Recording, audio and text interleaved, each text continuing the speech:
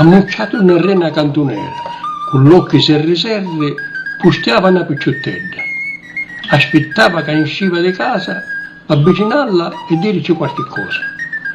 Come un uscì, finta che passavo da peccato, mi ci mise subito allo lato e camminando cominciava a parlarci. A dei tempi non era facile parlare con una picciotta, non è come ora che al momento si fanno tutte cose. Di 2 minuti che ne italiamo, le gambe mi cominciarono a tremare, il cuore mi stava scoppiando, le parole mi ne uscivano per forza, non mi ricordo che ci disse. Mi ricordo solo che mentre camminavamo mi vide spuntare di una rena cantonera a suo padre, con un marruggio in mano e con gli occhi puntati dritti in mia. Io fermo di da punta, io fermo di stata punta, mi passa di essere in una scena di Orlando e Rinaldo.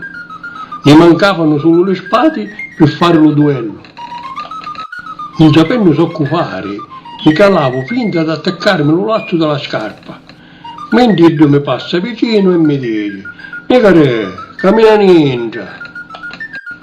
A sto punto, tutto scantato, pigliavo la prima cantonera che mi venne di petto e scomparivo. A pensarci ora mi viene da ridere. Chiedo che mi dispiace una cosa, che non ricordo più chi ci disse. Certo, tempo non è passato, non può avere. Saccio solo che da picciuttella ora mi viene mugliere.